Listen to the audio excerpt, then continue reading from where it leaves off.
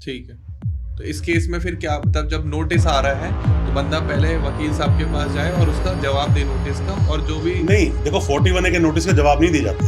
जवाब नहीं होता। 41A के नोटिस का मतलब होता है फिजिकली आपको अपीयर होना है उस पुलिस वाले के सामने, या पुलिस वाला जहां आपको बुला रहा है वहां आपको जाना होगा और वो आपसे कुछ सवाल पूछेगा, कुछ बातें पूछेगा, उसका आपको जवाब देना। ठीक आप सोचो रिटर्न में भेज दूंगा मैं, नोटिस का रिप्लाई कर दूंगा, ऐसे कुछ नहीं होगा, आपको जाना पड़ेगा। ठीक। 41A का नोटिस का मतलब यही होता है। तो अगर किसी के ऊपर 420, 467 और 468 तीनों धारा एक साथ लग जाए, फिर उस केस में क्या करना है? देखो सवाल तो आपका बहुत बढ़िया है, ये सवाल इसलिए बहुत बढ़िया है कि पुलिस यही तो झोल करती है। पुलिस के पास सिर्फ इन्फॉर्मेशन है कि इसने फॉल्स डॉक्यूमेंट के साथ में फर्जी अकाउंट खुलवाया है, प्रूफ नहीं है उसके पास कुछ भी। पुलिस ने आपकी एफआईआर काटी। अब थोड़ा सा ध्यान से समझना, समझा रहा हूँ मैं, दो चीजों को इंडिविजुअल लेता हूँ।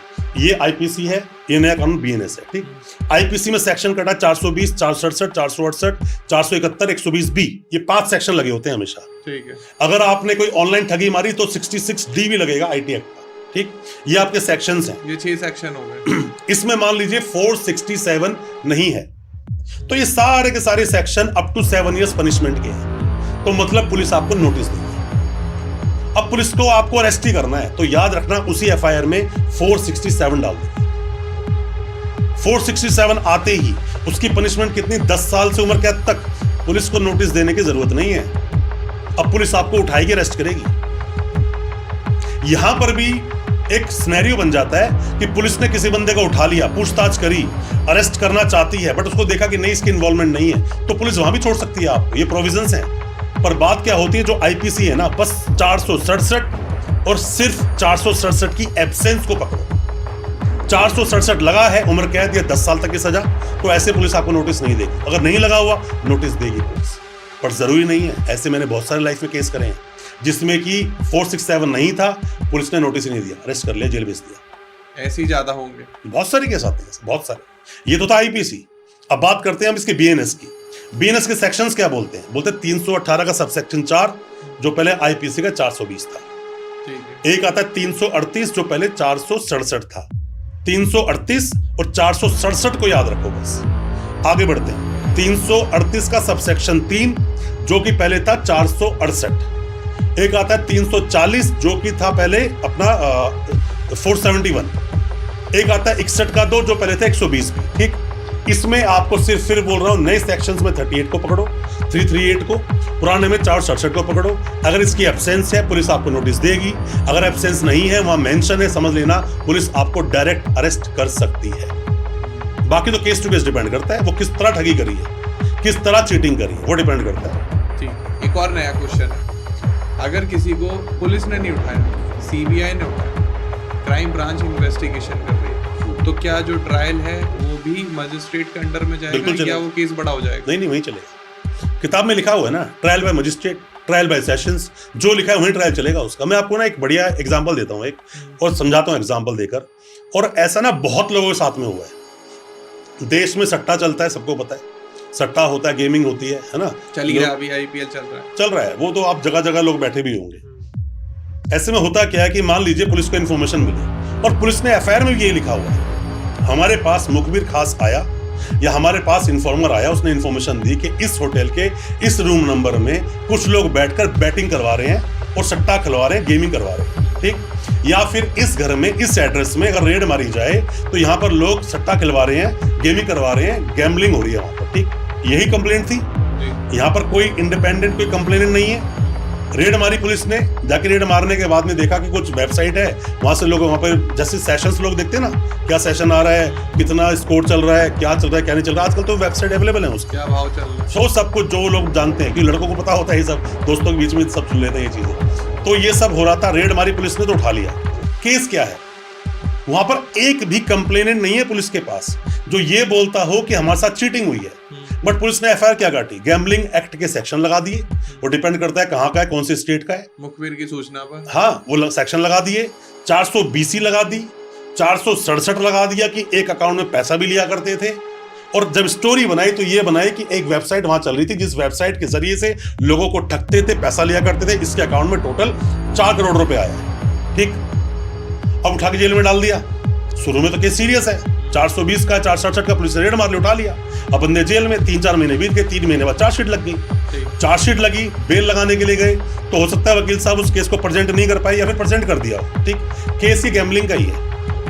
एक केस था हमारे पास, मैंने जब वहाँ पूछा, मैंने जब केस चल रहा था पहले में, जब हाई कोर्ट जब अपीयर हुआ, तो मैंने कहा कि माइनॉर्स इसमें अगर 420 का अगर मामला है ये, तो 420 या 318 का सबसेक्शन 4 चीटिंग बोलता है, डिसऑनेस्टली या फ्रॉडेंटली मैंने किसी बंदे को ठग लिया, चीट कर लिया। सर 3 महीने में चार्जशीट लगाई इन लोगों ने, आज 4.5 महीने हो गए, इन 4.5 महीने में एक भी कंप्लेनेंट नहीं आया, मतलब चीटिंग नहीं है।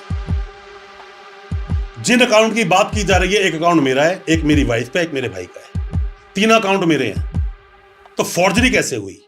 मैं तो अकाउंट फर्जी खोला ही नहीं। अब आता है बात गैम्बलिंग की। गैम्बलिंग एक स्पेसिफिक, एक अलग से इंडिविजुअल ऑलरेडी एक्ट इस स्टेट में है, जिसमें सजा के प्रोविजन 2 साल 3 साल के हैं। तो क्या इन प्रोविजंस में पुलिस मुझे डायरेक्ट अरेस्ट कर सकती थी? ट्रायल बाय मजिस्ट्रेट है और मैं ऑलरेडी 4.5 महीने जेल में काट चुका हूं। जज साहब ने उनसे पूछा आईओ से, भाई जरा बताओ चीटिंग फोर्जरी कैसे लगाई आपने? हमें सर इन्फॉर्मेशन मिली थी, हमें ये मिला था, वो मिला था, बातें होनी शुरू हुई। हालांकि वो बंदा जाता सेक्शन 28 का था, जब चार्जेस पे अपने आर्ग्यूमेंट करता, पर लोग डर जाते हैं, लोग डर जाते हैं उस वक्त, बस उन्हें बेल चाहिए किसी भी सूरत में, चाहे session court, high court, supreme court, कहीं भी जाए, बेल तो उस बंदे की हो गई। बट सवाल यह आता है कि इस मामले में जो गैम्बलिंग का मामला है, ये चीटिंग फोर्जरी कैसे आई?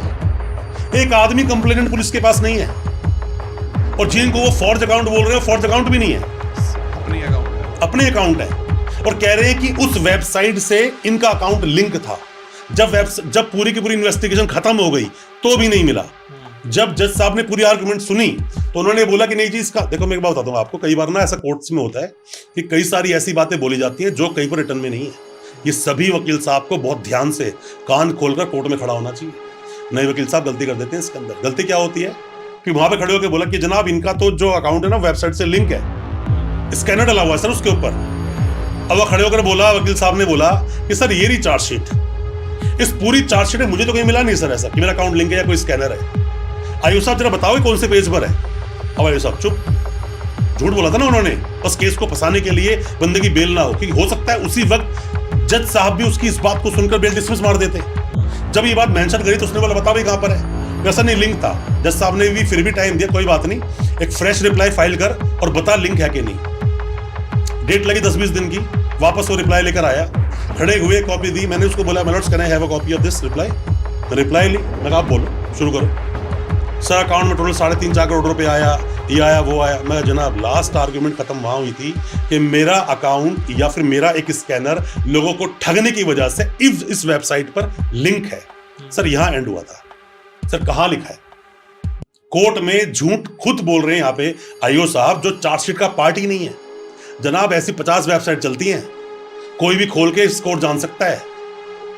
मान गए चलो वहां गैम्बलिंग चल रही थी, तो इसका लिंक तो उससे नहीं है, ठगा तो किसी को भी नहीं है, नहीं मिला। फिर हालांकि जज साहब ने कुछ ज्यादा क्लास लगाई नहीं आईओ की, तो बस वो सब पूछा क्या हुआ, कैसे हुआ, कितनी पनिशमेंट हुई और बेल उसे ग्रांट कर दी। बात क्या होती है कि आईओ साहब झूठ बोल देते हैं, मैं ऑनेस्टली बोल रहा हूं, मैं आईओ साहब ना, मैं आईओ बोलता, आईओ साहब क्यों बोल रहा? कुछ आईओ अच्छे भी होते हैं, वो एज पर द लॉ चलते हैं, वो खुद ही बोलते हैं नहीं नहीं यार इसका कोई लिंक नहीं है, हमने इसको पकड़ा था, गैम्बलिंग का मिला भाई साहब, हमें इसका फॉर्जरी का भी कुछ नहीं मिला, ये सेक्शन हट भी जाएंगे।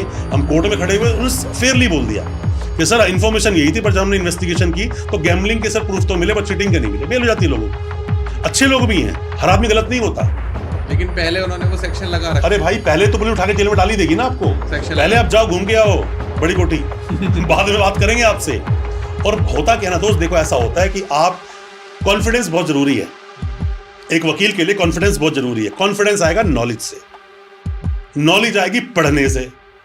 पढ़ाई तब होगी जब आपके पास वक्त होगा, और वक्त आपके पास तभी होगा जब आप वक्त देना चाहोगे। वक्त और पैसा किसी पे नहीं है, निकालना पड़ता है ना। तो एक वकील साहब को अपने खुद के लिए डेली के 2-4 घंटे पढ़ाई के लिए निकालने चाहिए, केस की पढ़ाई नहीं, सेल्फ स्टडी के लिए, तब वो कॉन्फिडेंस निकल के आएगा। मैंने ऐसे ऐसे केस देखे दोस्त, जिस केस के अंदर, अब मान लीजिए मैं आपको ना एक बताता हूं एक चीज के ऊपर, एक ना सेक्शन है 316